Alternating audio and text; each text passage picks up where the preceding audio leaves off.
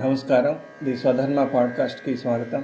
నేను మీ host doctor M V Sai Kumar, founder of Swadharma Rakshana foundation, based in Hyderabad, Telangana. మిత్రులారా, మీరు కోరుకునే శాశ్వత శాంతి మీ అంతరంగంలోనే ఉంది. బయట ప్రపంచ పలజడులు, గందరగోళం మిమ్మల్ని తాకకుండా ప్రశాంతంగా మీ కర్తవ్యాన్ని నిర్వహించే శక్తి మీకు కావాలంటే ఈరోజు ఎపిసోడ్ వినాలి. మనం భగవద్గీతలోని 12వ అధ్యాయం భక్తి యోగం యొక్క అత్యున్నత శిఖరానికి చేరుకున్నాం. కృష్ణుడు తనకు అత్యంత ప్రియమైన భక్తుడి అంతిమ లక్షణాలను, అంటే జీవిత ద్వంద్వాల, అంటే సుఖదుఖాలు, గౌరవ అవమానాలు మధ్య కూడా ఎలా స్థిరంగా చలించని బుద్ధితో ఉండాలో వివరిస్తున్నాడు. ఈ చివరి 4 శ్లోకాలు 17 నుండి 20 వరకు కేవలం ఉపదేశాలు కాదు, అవి ముక్తి వైపు నడిపించే ఒక మంత్రం లాంటివి. ఈ లక్షణాలు పాటించిన వ్యక్తికి భగవానుడు ఏ శుభాన్ని ప్రసాదిస్తాడో కూడా తెలుసుకుందాం. మీ మనసుని శాంతి వైపు మరల్చడానికి మరియు మీ స్వధర్మాన్ని నిర్భయంగా ప్రేమతో పాటించడానికి ఈ దివ్య జ్ఞానాన్ని స్వీకరించండి. రండి, ఈ అమృత మార్గంలో నడుద్దాం. ముందుగా మనల్ని బంధించే 4 భావోద్వేగాల నుండి ఎలా విముక్తి పొందాలో 17వ శ్లోకంలో చూద్దాం. యో న హృష్యతి న ద్వేష్టి న శోచతి న కాంక్షతి శుభాశుభ పరిత్యాగి భక్తిమాన్యః సమే ప్రియః. యో న హృష్యతి న ద్వేష్టి న శోచతి న కాంక్షతి శుభాశుభ పరిత్యాగి భక్తిమాన్యః సమే ప్రియః. భక్తుడు ఈ 4 బంధనాలను వదిలేయాలి. నహృష్యతి, అతిగా సంతోషపడటం అంటే పొంగిపోవటం వదిలేయాలి. విజయం అనేది శాశ్వతంగా ఉండకపోవచ్చు. నద్వేష్టి, ద్వేషాన్ని వదిలేయాలి. అపజయాన్ని, కష్టాలని కూడా ద్వేషించకుండా అంగీకరించగలగాలి. నశోచతి, గతం గురించి బాధపడుతూ జరిగిపోయిన దాని గురించి చింతించడం వదిలేయాలి. నకాంక్షతి, అత్యాశలు, కోరికలు వదిలేయాలి. భవిష్యత్తు గురించి అతిగా ఆలోచించటం, ఆశించటం చేయకూడదు. ఆదర్శ భక్తుడు శుభాశుభ పరిత్యాగి, అంటే తాను చేసే కర్మ యొక్క ఫలితం అది మంచి అయి ఉండొచ్చు లేదా చెడు అయి ఉండొచ్చు, రెండింటి పట్ల సమభావంతో ఉంటాడు. ఈ సమత్వమే మనకి శాంతిని ఇస్తుంది. ఇప్పుడు ఈ సమత్వం మన వ్యక్తిగత బంధాలలో మరియు మాటల్లో ఎలా ఉండాలో 18 మరియు 19 శ్లోకాల్లో చూద్దాం. ముందుగా 18వ శ్లోకం, వ్యక్తుల పట్ల సమత్వం. సమశత్రౌ చ మిత్రే చ తథా మానాపమానయోః శీతోష్ణ సుఖ దుఃఖేషు సమః సంగ వివర్జితః. సమశత్రౌ చ మిత్రే చ తథా మానాపమానయోః శీతోష్ణ సుఖ దుఃఖేషు సమః సంగ వివర్జితః. సమశత్రౌ చ మిత్రే చ, శత్రువులపైన స్నేహితులపైన సమభావంతో ఉండడం. అతి మమకారం, తీవ్ర ద్వేషం లేకుండా మధ్యస్థంగా ఉండడం. మానాపమానయోః సమః, గౌరవం లభించిన అవమానం లభించిన సమానంగా స్వీకరించగలగడం. శీతోష్ణ సుఖ దుఃఖేషు సమః, చలి వేడి, సుఖం దుఃఖం వంటి ద్వంద్వాలన్నింటినీ సహజంగా అంగీకరించగలగటం.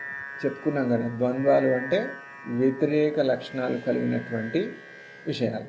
సుఖం దుఃఖం, మంచి చెడు, చలి వేడి, ఇటువంటివి అన్నమాట. వాటిని సహజంగా అంగీకరించగలగటం. సారాంశం: కృష్ణుడు కోరుకునే భక్తుడికి అటాచ్మెంట్ ఉండదు. అప్పుడే అతను ఈ ద్వంద్వాల్ని తేలిగ్గా అధిగమించగలుగుతాడు. ఇప్పుడు 19వ శ్లోకం చూద్దాం. తుల్య నిందాస్తుతిర్మౌని సంతుష్టో యేన కేనచిత్ అనికేతః స్థిరమతిర్భక్తిమాన్ మే ప్రియో నరః. తుల్య నిందాస్తుతిర్మౌని సంతుష్టో యేన కేనచిత్ అనికేతః స్థిరమతిర్భక్తిమాన్ మే ప్రియో నరః. తుల్య నిందాస్తుతి, పొగడ్తలను విమర్శలను ఒకేలా చూడు. ఈ రెండిటికి మీ నిర్ణయాలను మార్చుకోకూడదు. అంటే పొగిడినప్పుడు ఒక విధంగా, విమర్శించినప్పుడు ఒక విధంగా మన అభిప్రాయాన్ని మార్చుకోకూడదు.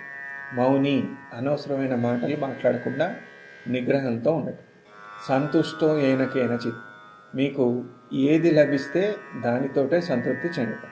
అతి సౌకర్యాల కోసం ఆరాట పడకపోవటం. అనికేత స్థిరమతి, ఇల్లు, స్థలం, పొలం, ఆస్తి వీటన్నిటి పట్ల మమకారం లేకుండా, అంటే ఇది నా ఇల్లు, నా స్థలం, నా పొలం, నా ఆస్తి అనే మమకారం లేకుండా అనికేతస్, స్థిరమైన బుద్ధిని కలిగి ఉంటాం. మీ మనస్సు భగవంతుడిపై నిశ్చలంగా ఉంచగలగదు. నిజమైన భక్తుడు ఈ లక్షణాలను కలిగి ఉండాలి. అప్పుడే పొగడ్తలకి లొంగకుండా, విమర్శలకి కుంగిపోకుండా స్థిరంగా తన స్వధర్మాన్ని నెరవేర్చగలుగుతాడు.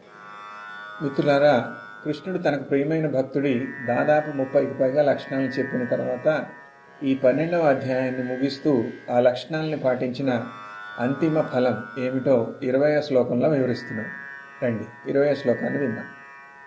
ఏ తు ధర్మ్యామృతమిదై యథోక్తం పర్యుపాసతే శ్రద్ధధానా మత్పరమా భక్తాస్తేతీవ మే ప్రియాః. ఏ తు ధర్మ్యామృతమిదై యథోక్తం పర్యుపాసతే శ్రద్ధధానా మత్పరమా భక్తాస్తేతీవ మే ప్రియాః.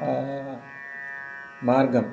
కృష్ణుడు చెప్పిన ఈ లక్షణాలన్నీ ధర్మమయమైన అమృతం లాంటివి. ఈ మార్గాన్ని అనుసరిస్తే మనకి అమరత్వం, శాశ్వత ఆనందం లభిస్తుంది. సాధన. ఎవరు ఈ మార్గాన్ని యథోక్తం చెప్పబడిన విధంగా సంపూర్ణ శ్రద్ధతో, శ్రద్ధధాన అంటే సంపూర్ణ శ్రద్ధతో, మరియు భగవంతుడే అంతిమ లక్ష్యం మత్పరమ అనే భావనతో ఆచరిస్తారో ఫలితం తే అతీవ మే ప్రియాః, వారు నాకు అత్యంత ప్రియమైన వారు అవుతారు. ముఖ్య సందేశం ఏంటంటే, కృష్ణుడు మనల్ని కేవలం భక్తితో అంటే పూజలతో ఆరాధించమని కోరటం లేదు. జ్ఞానం, కర్మ, లక్షణాలు, ధర్మం వీటన్నిటినీ కలిపి నిస్వార్థ జీవితం జీవించమని కోరుతున్నాడు. ఈ మార్గాన్ని అనుసరించే వారే ఆయన హృదయానికి అత్యంత దగ్గరగా ఉంటారు. మిత్రులారా, ఈరోజు మనం కృష్ణుడు చెప్పిన భక్తి యోగం యొక్క అంతిమ రహస్యాన్ని తెలుసుకున్నాం. ఈ లక్షణాలు మనల్ని బాధ, ఆందోళన అనే బంధనాల నుండి పూర్తిగా విముక్తి చేస్తాయి. సమభావం, నిగ్రహం ఈ గుణాలను మీ స్వధర్మాన్ని నెరవేర్చడానికి ఉపయోగించండి. గౌరవ అవమానాలకు లొంగకుండా, విమర్శలకు భయపడకుండా మీ అంతరంగంలో స్థిరమైన శాంతిని నెలకొల్పడానికి ప్రయత్నం చేయండి. కృష్ణుడు చెప్పిన ఈ ధర్మమయమైన అమృత మార్గాన్ని శ్రద్ధతో అనుసరించండి. జ్ఞాపకం ఉంచుకోండి, ఈ లక్షణాలున్న భక్తుడే కృష్ణుడికి అత్యంత ప్రియమైన వాడు. ఈ మార్గంలో నడవటానికి మీరు చేసే ప్రతి అడుగు ఆయన్ని చేరుకోవడానికి మీరు చేసే సాధనే. వినండి, హృదయపూర్వకంగా ఆలోచించండి, ఆ జ్ఞానాన్ని మీ జీవితంలో అనుభవించండి. తద్వారా మీరు మీ స్వధర్మాన్ని చేరుకునే మార్గంలో భగవాన్ కృష్ణుడి జ్ఞానకాంతి మీ మార్గాన్ని, మీ గమ్యాన్ని ప్రకాశింపజేయగా. ఓం శాంతి శాంతి శాంతి.